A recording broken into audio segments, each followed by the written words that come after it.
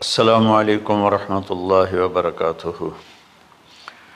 الحمد للہ الذی بیدہ الملک وہو علی کل شیء قدیر، هو الاول والآخر والظاہر والباطن وہو بکل شیء علیم، واشہد ان لا الہ الا اللہ وحدہ لا شریک لہ، واشہد ان سیدنا ومولانا محمدا عبدہ ورسولہ، ارسلہ بالحق بشیرا ونذیرا وداعیا الی اللہ بإذنہ وسراجا منیرا، صلی اللہ تعالی علیہ وعلی آلہ وعلی اصحابہ وبارک وسلم تسلیما کثیرا کثیرا، اما بعد فاعوذ باللہ من الشیطان الرجیم، بسم اللہ الرحمن الرحیم۔ ان ابراہیم کان امۃ قانتا حنیفا للہ ولم یک من المشرکین شاکرا لانعمہ اجتباہ وہداہ الی صراط مستقیم ثم اوحینا الیک ان اتبع ملۃ ابراہیم۔ وقال تعالی فلما اسلم وتلہ للجبین ونادیناہ ان یا ابراہیم قد صدقت الرؤیا انا کذلک نجزی المحسنین۔ میرے محترم بھائیوں بہنوں، میرے عزیزوں، بچے بچیوں، پوری دنیا کے انسانوں، اللہ کرے میرا پیغام پوری دنیا میں پہنچے، مسلم بھی سنیں، نان مسلم بھی سنیں، کہ اچھی بات تو لینی چاہیے جہاں سے بھی ہو۔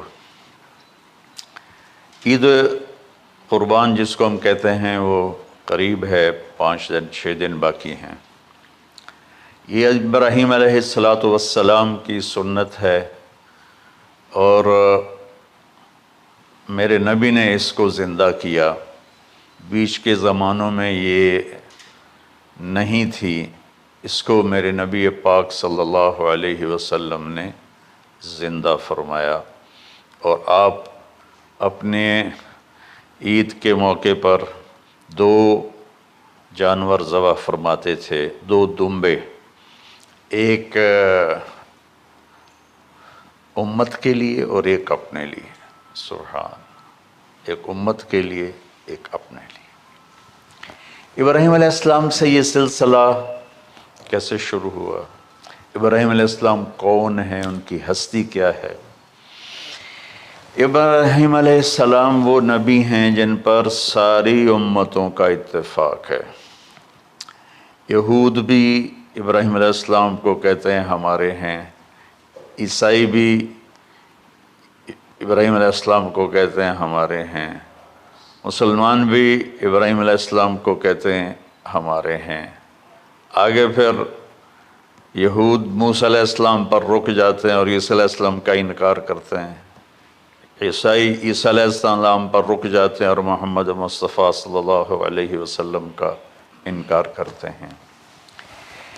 ان ابراہیم لأواہ حلیم، ان ابراہیم لأواہ حلیم۔ ابراہیم بہت مہربان، رونے دھونے والے تھے، اور ابراہیم کا مطلب بھی ہے مہربان باپ، مہربان باپ۔ ابراہیم علیہ السلام کی کہانی تو بہت لمبی ہے، اسے سنانے کے نہ مجھے سکت ہے، اور نہ ہی آگے جو ہم کاسٹ کرتے ہیں اس میں اتنی ہمت ہوتی ہے۔ تو ہم شروع ہی کرتے ہیں کہ ابراہیم علیہ السلام سے اللہ نے اپنے بچے کی قربانی کیسے لی، پیچھے سارے واقعات کو چھوڑ کر۔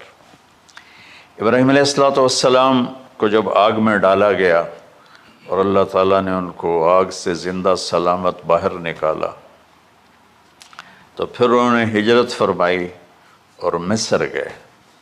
مصر کا جو بادشاہ تھا وہ ہر آنے والی عورت کو زبردستی ایک رات اپنے کمرے میں رکھتا تھا، تو اس نے حضرت سارہ علیہ السلام کو بھی قبضہ کر کے اپنے کمرے میں رکھا۔ جو ہی ہاتھ بڑھاتا اس کا ہاتھ سوکھ جاتا، پیچھے کرتا تو ٹھیک ہو جاتا، پھر ایسے ہاتھ بڑھاتا سوکھ جاتا، پھر پیچھے کرتا ٹھیک ہو جاتا۔ پھر ایسے ہاتھ بڑھایا، سوکھ گیا، پھر پیچھے کیا، ٹھیک ہو گیا۔ تو اس نے کہا یہ تو کوئی اور ہی بات ہے۔ تو اس نے اپنی بیٹی حضرت حاجرہ وہ ان ابراہیم علیہ السلام کے نکاح میں دے دی۔ ابراہیم علیہ السلام اس وقت 70 سے اوپر جا چکے تھے اور حضرت حاجرہ 22 سال کی تھی۔ یہ 3 افراد کا قافلہ ہجرت کر کے فلسطین پہنچا، اور ابراہیم علیہ السلام کی عمر گزر گئی۔ رب ہب لی من الصالحین، یا اللہ کوئی نیک بچہ دے، یا اللہ کوئی نیک بچہ دے۔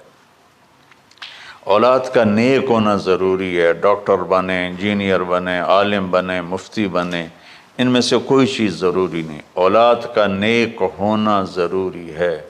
اور اس کے لیے والدین کو ٹائم دینا پڑے گا، والدین کو محبت دینی پڑے گی، والدین کو گود دینی پڑے گی، والدین کو شفقت دینی پڑے گی، ورنہ اولاد اور ماں باپ 2 کنارے بن جائیں گے۔ کچھ تقریباً 84 سال کی عمر میں اللہ تعالیٰ نے حضرت حاجرہ سے بیٹا دیا، سارہ کی بجائے حاجرہ سے بیٹا دیا۔ حضرت اللہ کی حکمت تھی، اللہ بھی یہی چاہ رہے تھے، تو حضرت سارہ کو بڑی تکلیف ہونے لگی، کہنے لگے اس بچے کو مجھ سے دور کرو، اس بچے کو مجھ سے دور کرو، میں دیکھ نہیں سکتی۔ تو جبریل آئے کہ اللہ تعالیٰ بھی فرما رہے ہیں کہ اسے یہاں سے دور کرو۔ کہ کہاں لے جاؤں؟ کہ یہ ہم بتائیں گے کہاں لے جانا ہے۔ تو جبریل انسانی شکل میں اونٹ پہ سوار ہو کر تشریف لائے، اور پیچھے حضرت ابراہیم علیہ السلام اپنی اونٹنی پر، بچہ بیگم، اور آگے جبریل رہبر کے طور پر۔ فلسطین سرسبز ہے، کہیں خشک ہے، لیکن پانی ہے، اچھی آبادی ہے۔ چلتے چلتے چلتے چلتے 1 مہینہ کا سفر کرنے کے بعد جب وہ علاقہ شروع ہوا جہاں کالے پہاڑ، کالے پتھر، کوئی پتا نہیں سبزے کا اور کوئی نشان نہیں پانی کا، وہاں سے چلتے چلتے چلتے 4 پہاڑوں کے اندر ایک وادی سی آئی۔ جب وہاں پہنچے تو جبریل کہنے لگے اللہ کے نبی یہاں حاجرہ اور اسماعیل کو چھوڑ دیں۔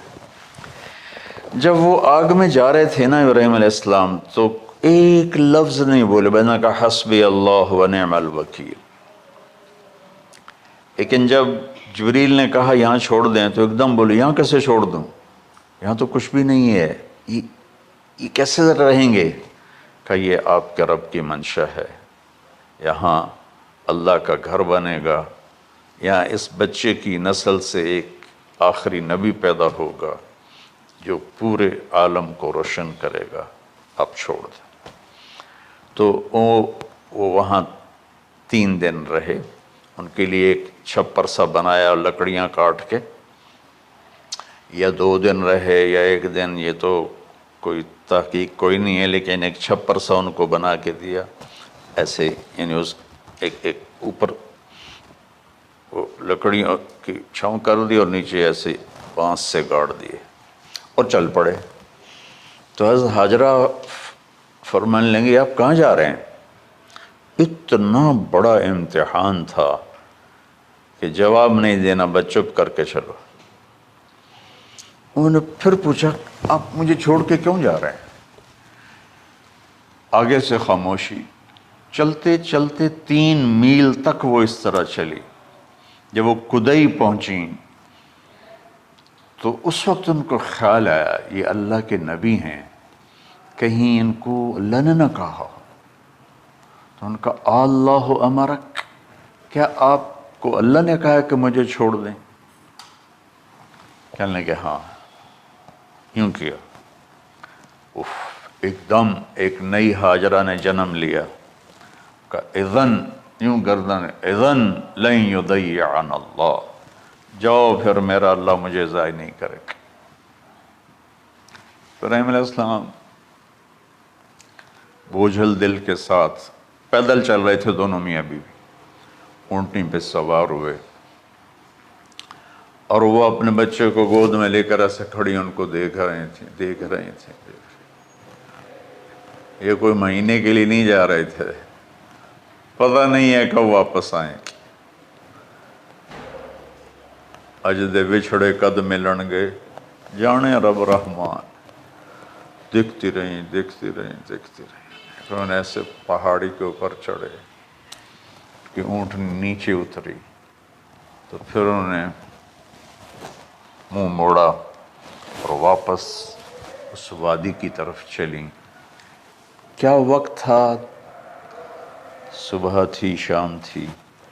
جو ابراہیم علیہ السلام غائب ہوئے تو ایک دم آپ نے اونٹنی کا منہ موڑا ادھر ہی اور کہا ربنا انی اسکنت من ذریتی بواد غیر ذی زرع ربنا لیقیموا الصلاۃ۔ کیا درد ہے۔ آپ اندازہ لگاؤ، ایک آدمی کو 84 سال کی عمر میں بیٹا ملے اور پھر اسے ایسے جنگل بیابان میں چھوڑ دیا جائے، تو ان کے دل پہ کیا بیت رہی ہوگی۔ اس دعا میں وہ درد ہے جو میرے بھی آنسو نکل رہے ہیں۔ ہم کو 3 دفعہ قصہ سنا چکا۔ اے اللہ،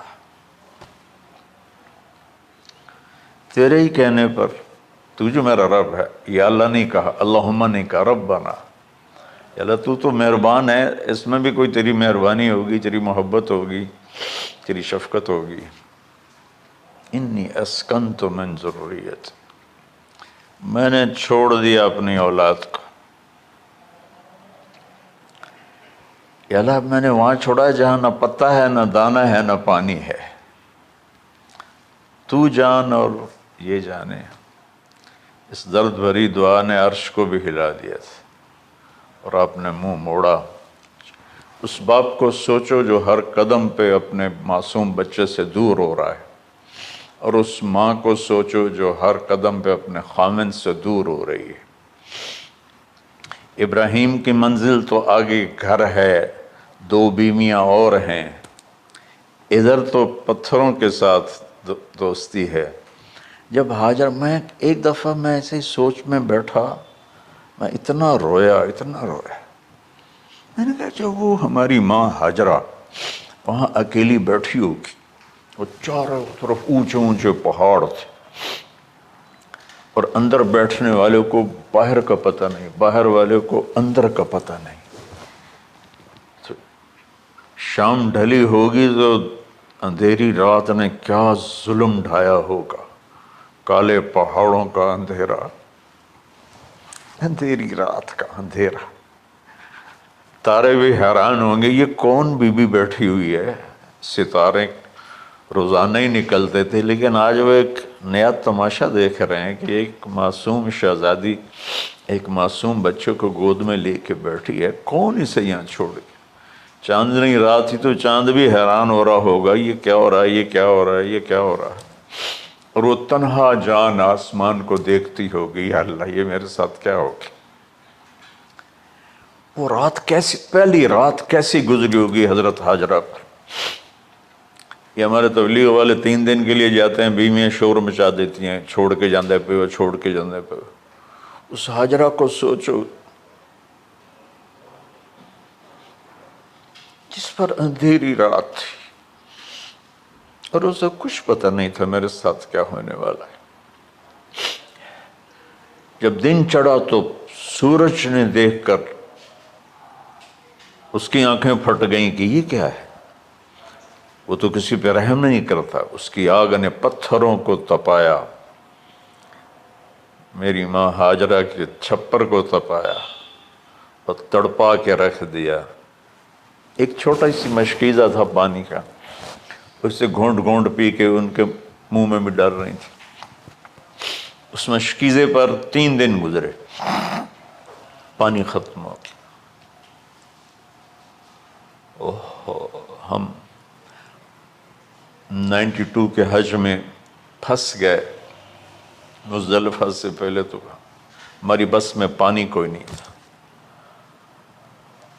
جو اس وقت ہمارا حال ہو، ہمیں پتہ تھا 2-4 گھنٹے کے بعد پانی ہے، لیکن جو اس وقت بچے بھی تھے، چیخ و پکار تھی۔ ہاجرہ کی چیخیں کون سن رہا تھا؟ اور ادھر اسماعیل کی دھاڑ دھاڑ شروع ہو گئی، پیاس کی وجہ سے، بھوک کی وجہ سے۔ بے بس ماں دیکھ رہی ہے، میں کیا کروں؟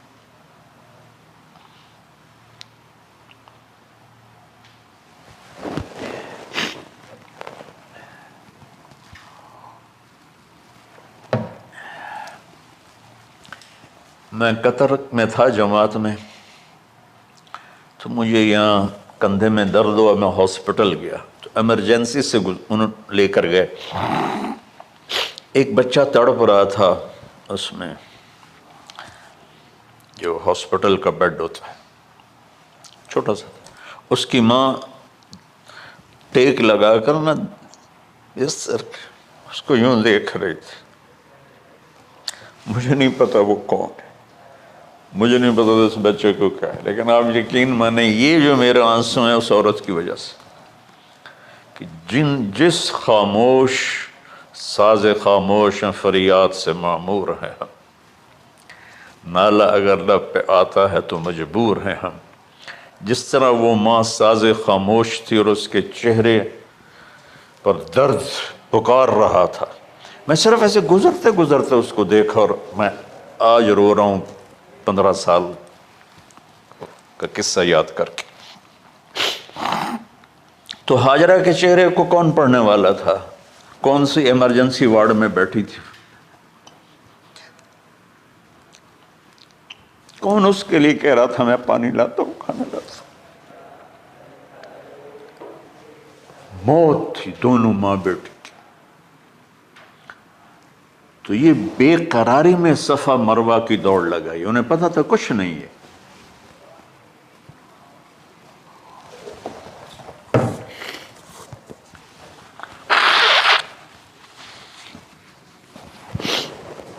انہیں معلوم تھا کچھ نہیں ہے، لیکن وہ اس کو تڑپتے دیکھ نہیں پا رہی۔ وہ بھاگیں، صفا پہ چڑھی،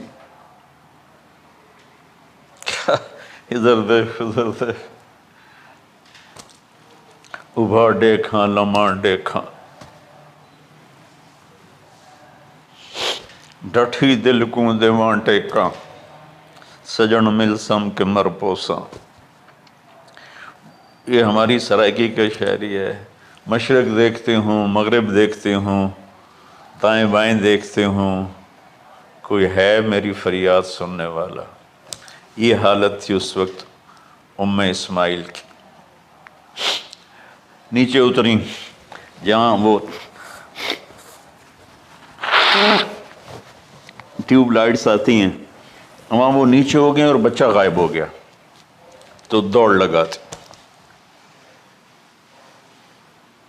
مصر کی شہزادی اور مکے کے نوکدار پتھروں کے اوپر دوڑ رہی تھی۔ جب بچہ نظر آیا پھر آہستہ ہو گئی، پھر مروہ پہ چڑھی، پھر صفا پہ چڑھی، پھر مروہ پہ چڑھی، پھر صفا۔ مجھے لگتا ہے صفا مروہ بھی رو رہے ہوں گے اس وقت، اور مکے کے پہاڑ بھی رو رہے ہوں گے، سورج بھی اس وقت رو رہا ہوگا۔ آخر وہ مروہ پہ تھک کے گر گئیں۔ یہ نہیں کہ انہیں 7 چکر لگانے تھے، 7ویں چکر کے بعد ان کی ہمت جواب دے گئی، وہ گر گئیں اور ان کا جینا چاہا کہ میں بچے کو اپنے سامنے مرتا دیکھوں، اس لیے وہیں گر گئیں کہ میں اتھے مر جاؤں وہ اتھے مر جاؤں۔ پھر ایسے حسرت بھری نظروں سے یوں دیکھا مر گیا کہ نہیں، تو وہاں ایک آدمی کھڑا تھا۔ پھر مردہ جسم میں پھر جان آ گئی، پھر انہوں نے اپنے آپ کو اٹھایا اور دوڑ لگائی۔ پہنچی تو آدمی غائب تھا اور ایڑیوں سے پانی نکل رہا تھا۔ اتنے چکر کیوں لگوائے، پہلے ہی نکال دیتا۔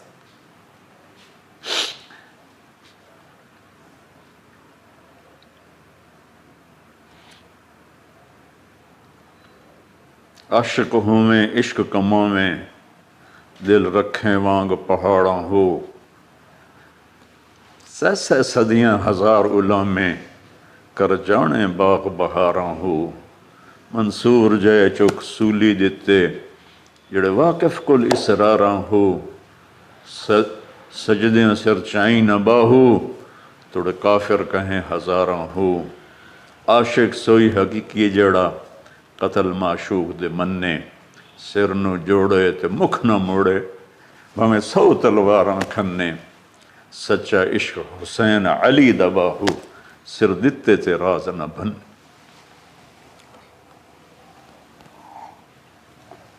کوئی ابراہیم کا گلہ نہیں، شکوہ نہیں۔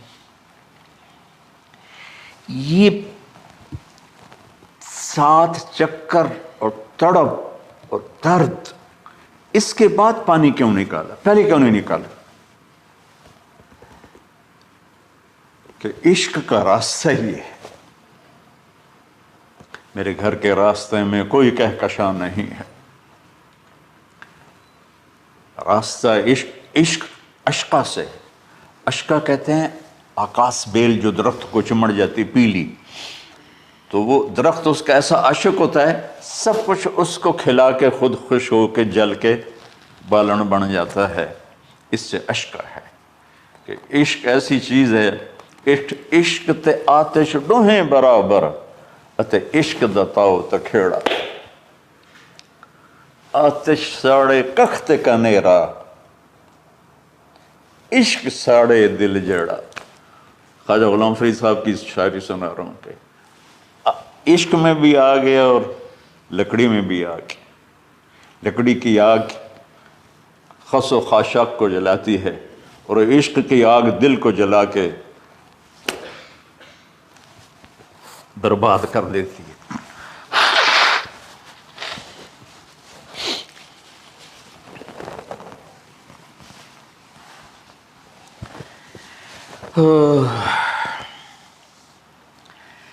یہ دنیا میرے بھائی بہنوں امتحان کی جگہ ہے، ہم اسے جنت بنانا چاہتے ہیں، ہم یہاں اپنی مرضیاں پوری کرنا چاہتے ہیں۔ اللہ کی قسم، اللہ کی قسم، اللہ کی قسم، جس نے اپنی مرضی پہ چلنا شروع کیا وہ تباہ ہو گیا، جو اللہ رسول کی غلامی کے دائرے میں آیا وہ کامیاب ہو گیا۔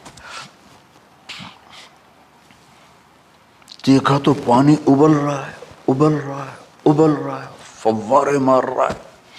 تو اس وقت عبرانی لینگویج تھی تو ان کا زمزم زمزم، ٹھہر جا ٹھہر جا ٹھہر جا۔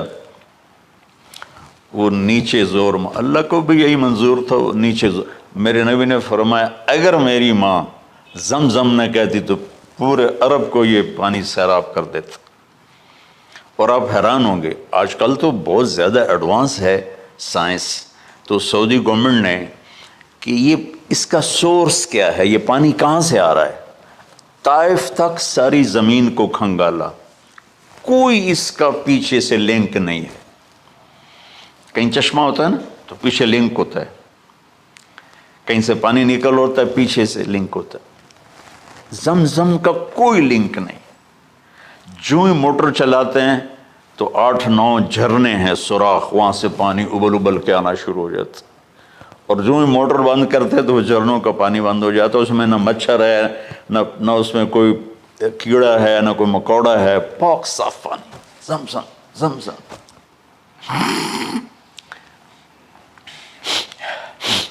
جتنا اونچا بنانا ہو بلڈنگ اتنی گہری بنیاد، اس ماں بیٹے سے محمد مصطفیٰ نے آنا ہے تو پھر بنیاد تو گہری ہوگی نا، ایسے تو نہیں ہے نا۔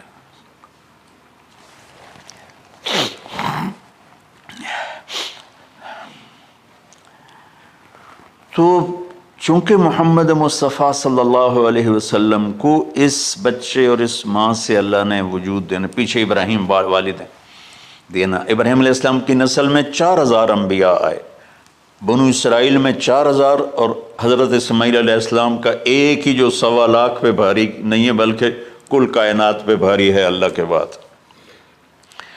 تو اس لیے پسائی ہوئی، یہ جو بناتے ہیں اپنی باڈیز، وہ اپنی کتنی پسائی کرتے ہیں، وزن اٹھاؤ، دوڑو، وہ کیا کیا اپنے آپ کو مشقت میں ڈالتے ہیں، تب جا کے وزن وہ نکھر کے آتے ہیں۔ یہاں کوئی آبادی نہیں تھی، یمن سے لوگ جاتے تھے شام تجارت کے لیے، تو قبیلہ جرہم کا گزر تھا، پانی نہیں تھا، تو وہ پانی کی تلاش میں تھے، انہوں نے پرندے دیکھے، وہ کہنے کہ پرندے تو پانی پر آتے ہیں، انہوں نے 2 آدمی بھیجے، آگے دیکھا ایک خاتون، ایک بچہ اور کنواں تو نہیں تھا، پانی چشمہ، تو وہ سارے آئے اور کہا کہ بہن ہم یہاں ٹھہر جائیں، کہ آپ ٹھہرو لیکن پانی میرا، ان کا ٹھیک ہے پانی آپ کا ہے۔ تو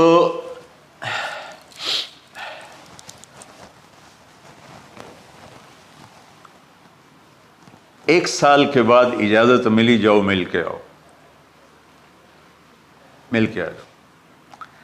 جس گھاٹی سے ابراہیم کو جدا کیا تھا اس پر کتنی دفعہ حضرت ہاجرہ کی نظر پڑتی ہوگی،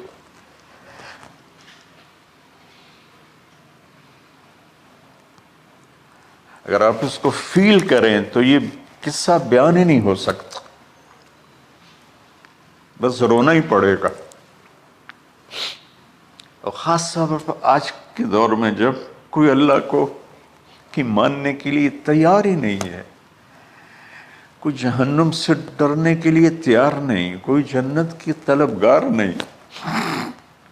1 سال کے بعد اونٹنی کا سر نظر آیا تو دل اچھل کے آسمان کو جا لگا کہ میری آنکھوں کی ٹھنڈک آ گئی، میرے سر کا سایہ آ گیا، میرے بیٹے کی چھاؤں آیا۔ وہ اونٹنی بٹھائی، کہا تشریف لائیے، کہنے لگے اترنے کا حکم نہیں ہے، صرف ملاقات۔ نہ آتے صبر آیا ہوا تھا، صبر توڑ کے پھر جا رہے ہیں، تو اف نہیں کی، آہ نہ کر لبوں کو سی، زخم پہ زخم کھا کے جی، اپنے جگر کا لہو پی، آہ نہ کر لبوں کو سی، عشق ہے دل لگی نہیں، سینے پہ تیر کھائے جا، آگے قدم بڑھائے جا، یعنی زبان حال سے کہہ دے اس کے ہاں ستائے جا۔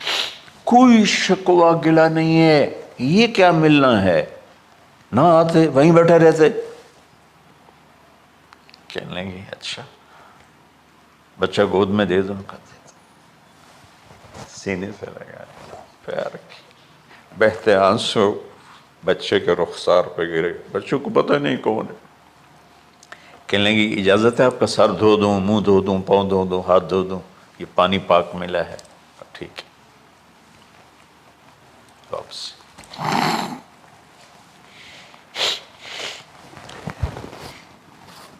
فلما بلغ معه السعی،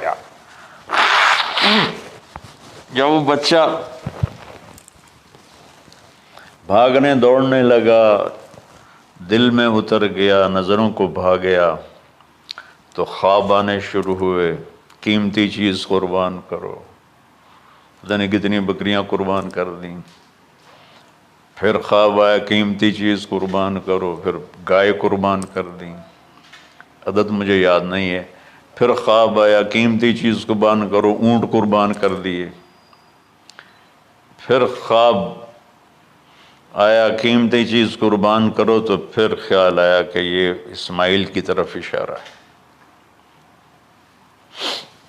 1500 کلومیٹر ہے، 1 مہینے کا اونٹ کا سفر ہے، چھری لے کر ایک باپ بچے کو ذبح کرنے جا رہا ہے، اس مہینے کے ہر منٹ نہیں ہر سیکنڈ میں اس کے دل پہ کیا گزر رہی ہوگی، کس لیے جا رہا؟ ساری دنیا پھرتے ہیں، جب گھر واپس آنے کا ہوتا ہے تو خوش ہو رہے ہوتے ہیں کہ پاکستان جا رہے ہیں، پاکستان جا رہے ہیں، کتنی دفعہ اللہ نے دنیا پھرائی۔ یہ اور اس باپ کی عمر اب 92 سال ہو چکی، 92 سال مولانا صاحب، اور اس کی اونٹنی کے قدم کے ساتھ نہیں، ہر سیکنڈ کے ہر کروڑویں حصے میں ابراہیم کا دل پھٹتا ہوگا کہ اس معصوم بچے کو ذبح کیسے کروں۔ اللہ کی مان کے دکھا دی۔ اللہ نے تو ہمیں دین ہی آسان دیا ہے، ہم سے تو نہیں بچوں کی قربانی مانگی۔ ابو بکر صدیق رضی اللہ تعالیٰ عنہ نے فرمایا تھا، یا رسول اللہ، ایک آیت ہے جس کا مفہوم یہی ہے، اگر اللہ ہمیں کہتا نا بچے قربان کرو، ہم بھی چھریاں چلا دیتے۔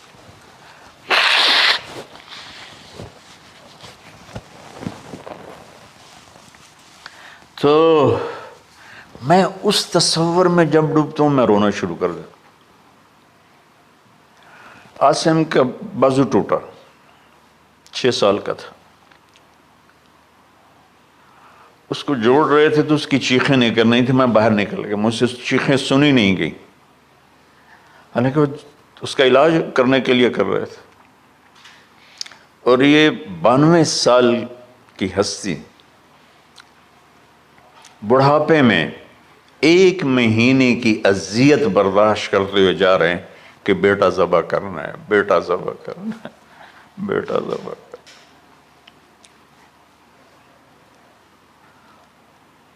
تو وہاں پہنچے تو اب اسماعیل نے جانا ہے کہ یہ ہیں میرے ابا، وہ کیسے لپٹے ہوں گے، کیسے چوما ہوگا، کیسے پیار کیا ہوگا،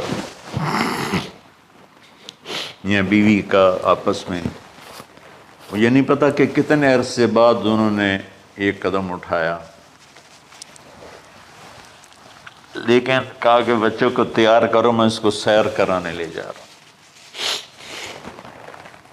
بڑی خوش ہوئی، ماں بھی بچہ بھی اچھل رہا ہے، اور لے کے پہنچے جمرہ کبریٰ پر، وہ جو شیطان کو 3 جگہ مارتے ہیں، تو آخری جگہ وہاں اس وقت ایک تنگ سی جگہ تھی پہاڑوں میں گھری ہوئی، وہاں پہنچے تو کہتے ہیں یا بنیا انی، کوئی شک شبہ والی بات نہیں ہے، ارا فی المنام انی اذبحک، میں نے تمہیں ذبح کرنا ہی ہے، انی میں نے تمہیں ذبح کرنا ہے، فانظر ماذا تری، تیری رائے کیا ہے؟ قربان جاؤں اس ماں پہ جس نے 7-8 سال کے بچوں کو کیا تربیت دی۔ یا ابت افعل ما تؤمر، یعنی یا ابت افعل، بیچ میں کوئی حرف نہیں، کوئی عطف نہیں، یا ابت افعل بما تؤمر ستجدنی انشاء اللہ من الصابرین۔ اس عمر میں اپنی قربانی کو اللہ کے ساتھ جوڑا۔ ابا کرو آپ، یہ جب ماں اپنے بچے کو فوکس کر، آج کی مائیں، میں گلہ کرتا ہوں آپ کے والدین سے، میں گلہ کرتا ہوں، انہوں نے اپنی اولاد کو فوکس نہیں کیا، یہ اپنے دھندوں میں اتنا پھنسے ہوئے ہیں، اپنے کاموں میں، اس بدبخت، یہ کیا فون ہے، کیا کہتے ہیں اس کو، اسمارٹ فون، سیمسنگ موبائل، اس میں اتنا گم ہو گئے ہیں کہ بچے اگنور ہو گئے ہیں۔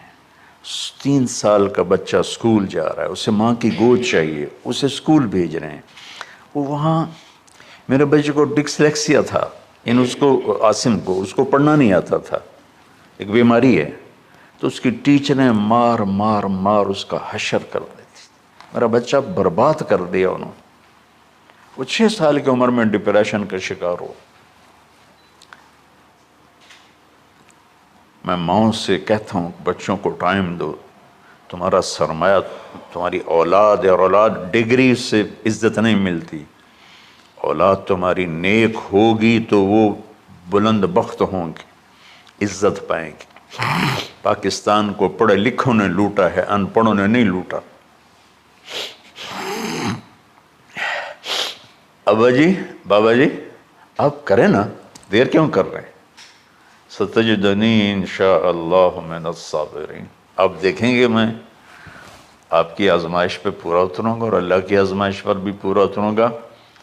پھر معصوم ذہن ادھر چلا گیا ماں کی طرف، کہنے لگے ہاں یہ بات تو ہے کہ میری ماں کو بڑی تکلیف ہوگی، تو اس لیے نا اپنا کرتا اتارا، کہا بابا جی یہ کرتا آپ میری ماں کو دے دیں، وہ جب مجھے یاد کرے گی میرا کرتا دیکھ لے، اور آپ نے مجھے یہیں دفن کرنا ہے، ادھر نہیں لے جانا، اور آپ بھی احتیاط کریں مجھے الٹا الٹائیں، طلّہ للجبین، میرا سر زمین پہ لگا ہے، گردن نہیں، تاکہ آپ کو تکلیف نہ ہو مجھے دیکھ کر۔ اب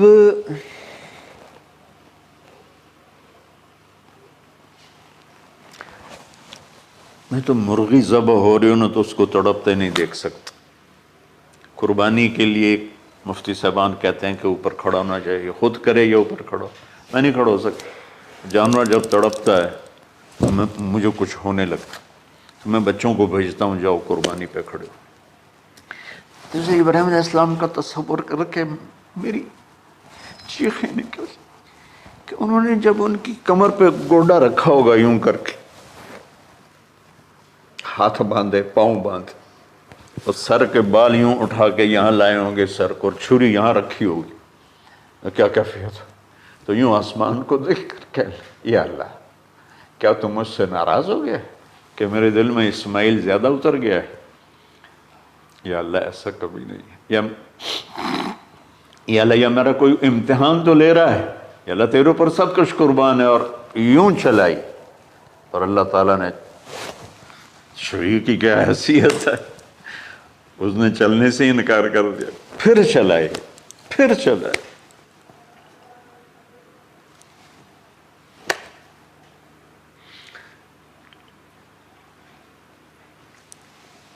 بعضی کتابوں میں ہے تو صحیح، لیکن روایت کی کتنی حیثیت ہو تو مجھے نہیں پتا، لیکن چونکہ یہ ایک تاریخی چیز ہے کہی جا سکتی ہے۔ کہتے ہیں پھر گئے اور چھری کو تیز کیا پتھر پر، تیز کر کے جب آئے نا اور بال پکڑے، آسمان کے فرشتے 2 دفعہ روئے ہیں انسانی تاریخ میں، آسمان کے فرشتے 2 دفعہ روئے ہیں انسانی تاریخ میں۔ ایک جب ابراہیم علیہ السلام نے ان کی کمر پہ اپنا گھٹنا رکھا کہ سر کے بال پکڑ اور چھری پکڑ کے یہ کہا یا اللہ تم مجھ سے ناراض ہو گئی، تو آسمان کے فرشتوں کی چیخیں نکل گئی۔ اور ایک جب اللہ کے نبی کو طائف میں پتھر پڑے کہ اللہ من یشکو الیک ضعف قوتی، تو آسمان کے فرشتوں کی چیخیں نکل گئی۔ جب ہمارے نبی کو طائف والوں نے مارا اس پر، یہ 2 دفعہ آسمان کے سب فرشتے روئے۔ تو پھر اللہ نے کہا بس، نادیناہ ان یا ابراہیم قد صدقت الرؤیا انا کذلک نجزی المحسنین، ابراہیم تو پاس ہو گیا ہے، چھری چل گئی، اور آنکھوں پر تو پٹی تھی، چھری چل گئی، پٹی کھولی تو سامنے کبش تھا، دمبا، اور اسماعیل اور جبریل کھڑے ہوئے تھے۔ اس جانور کی قربانی ایک علامت ہے، اس قربانی سے ایک پیغام ہے کہ اپنے غلط جذبات کو اللہ پر قربان کر دو۔ ہم سے اللہ نہیں کہہ رہا بچے قربان کرو، ہم سے کہہ رہا غلط جذبات قربان کرو۔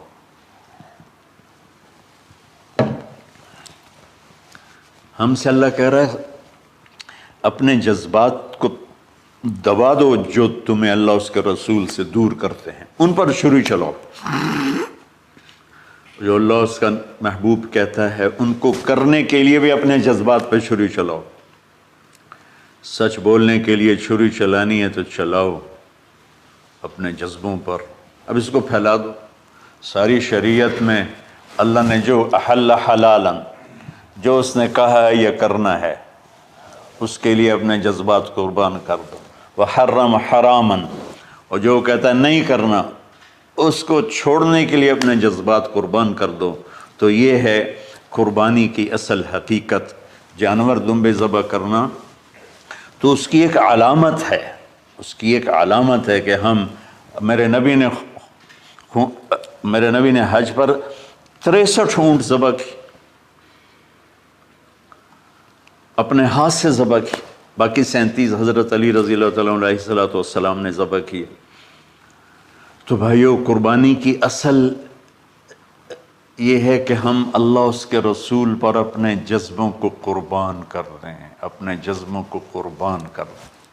مولانا ابوالکلام آزاد رحمۃ اللہ علیہ کا میں مضمون پڑھ رہا تھا اسی قربانی پر، تو انہوں نے فرمایا، انہوں نے لکھا، وہ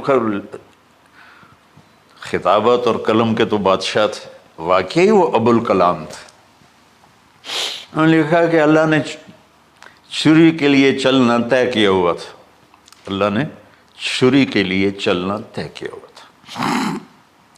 جب اسماعیل کو لٹایا گیا تو اسماعیل کو کھینچ لیا، چھری کو روک دیا۔ جب میرے نبی کے والد کو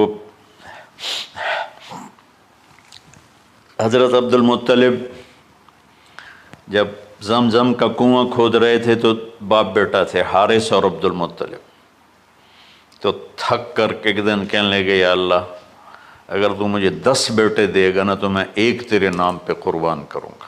اللہ نے 15 دے دیے۔ جب وہ سارے جوان ہو گئے تو ان کو اکٹھا کیا، بچوں میں نے تو منت مانی تھی۔ تو انہوں نے کہا، ابا جان آپ جس پہ ہاتھ رکھیں گے ہم تیار ہیں، کیا اطاعت ہے۔ تو کہنے لگے نہیں، میں قرعہ ڈالوں گا، جو اس زمانے کا طریقہ تھا وہ تیروں کے ساتھ۔ تو حضرت عبداللہ کا قرعہ نکل آیا۔ حضرت عبداللہ سب سے زیادہ محبوب، تو انہوں نے ہاتھ پکڑا، چھرا اٹھایا۔ عمر بن عاص رضی اللہ عنہ کے والد عاص بن وائل ایک بہت بڑا کام کر گیا، وہ سامنے آ کے کھڑا ہو گیا، کہنے لگا یہ کام نہیں ہوگا۔ انہوں نے کہا یہ سردار کا بول ہے، کہا آگے بھی سردار کھڑا ہوا ہے، میں یہ ظلم نہیں ہونے دوں گا۔ سارے مکے والے اس کے ساتھ ہو گئے، عبد المطلب اکیلے رہ گئے۔ انہوں نے کہا وہ جو ہے نا قطبہ کاہنہ نجران میں، وہ جو فیصلہ کرے گی یا عصفان میں وہ مانوں گا۔ کہا چلو۔ تو عصفان یا نجران گئے قریش مکہ کے سردار۔ تو اس کاہنہ عورت، جیسے آج اس زمانے کی جج ہوتی تھی، مرد بھی عورت میں، اس نے کہا کہ تم لوگ قتل کا معاوضہ کیا لیتے ہو؟ کہ 10 اونٹ۔ کہ اچھا ایسا کرو، ایک تیر پہ لکھو عبداللہ اور ایک پہ لکھو 10 اونٹ اور قرعہ ڈالو۔ اگر اونٹوں کا قرعہ نکل آئے تو جتنے اونٹ لکھے ہیں وہ ذبح کر کے عبداللہ کو چھوڑ دو، اور اگر عبداللہ کا نام نکلے تو ہر دفعہ 10 اونٹ بڑھا دو۔ تو وہ سارے بڑے خوش ہو گئے۔ تو عبد المطلب نے احتیاطاً 100 اونٹ پہلے کھڑے کر لیے صفا کے ساتھ، اور حرم شریف میں اکٹھے ہو گئے، اور وہ جو تیروں سے کرتے تھے تو الانصاب غالباً اس کو کہتے ہیں، ایسا ہی ہے نا؟ ہاں۔ تو وہ 10 اونٹ عبداللہ، اس نے جو قرعہ اندازے میں علماء نے جو پھینکا تو نکلا عبداللہ۔ تو وہ 10 اونٹ اس نے پہلے الگ کھڑے کیے تھے تو 20 کر دیے، پھر قرعہ ڈالا تو عبداللہ، پھر 10 اور کر کے 30 کر دیے، پھر قرعہ ڈالا تو عبداللہ، پھر 10 اور کی تو 40 ہو گئے، پھر قرعہ ڈالا تو عبداللہ تو 50 ہو گئے، پھر قرعہ ڈالا تو عبداللہ تو 60 ہو گئے۔ مکے والوں کی آنکھیں پھٹنے لگی، پسینے آنے لگے۔ پھر قرعہ ڈالا عبداللہ تو 70 ہو گئے، 80 ہو گئے، 90 جب ہوئے تو سب کی آنکھیں باہر نکل آئیں کہ اب پیچھے تو اونٹ ہی ختم ہو گئے۔ تو پھر قرعہ ڈالا 100 پر تو نکلا 100 اونٹ۔ تو سب نے نعرے لگائے، تو عبد المطلب کہنے لگے نہیں میں ایک دفعہ اور کروں گا، کیا تو پھر 100 اونٹ، پھر سب نے نعرے لگائے، کہ نہیں میں ایک دفعہ اور کروں گا، پھر کیا تو 100 اونٹ۔ تو پھر عبد المطلب نے حضرت عبداللہ کو آزاد کیا، 100 اونٹ خود ذبح کیے۔ تو ابوالکلام آزاد رحمۃ اللہ علیہ فرماتے ہیں دوسری دفعہ وہ چھری چلنے لگی حضرت عبداللہ پر۔ ایک واقعہ بھی اس کے ساتھ عجیب ہے۔ آپ بازار میں جا رہے تھے حضرت عبداللہ، تو سامنے سے ایک نا پہلی کتابوں کی عالم عورت آ گئی، اس نے اسے دیکھا تو کہا عبداللہ تیری جان بچانے پہ 100 اونٹ ڈگے تھے نا، کہاں؟ کہ ایک رات میرے ساتھ گزار لے 100 اونٹ میں دوں گی۔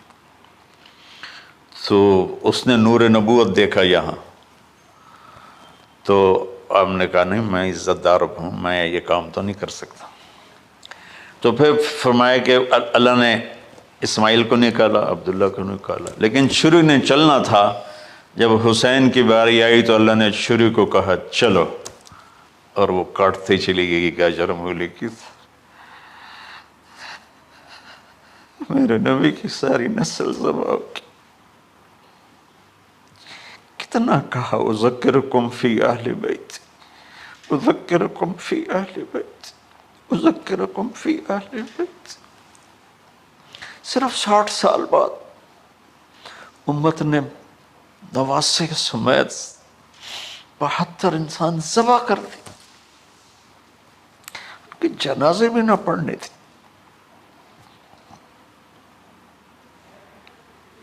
اقبال نے کہا تھا نا قتل حسین اصل میں مرگ یزید ہے، اسلام زندہ ہوتا ہے ہر کربلا کے بعد۔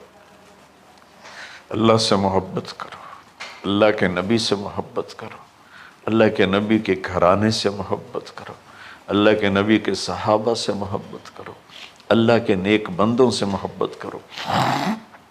عید قربان کا فلسفہ ہے اللہ اس کے رسول کی اطاعت پہ قربان ہو جانا۔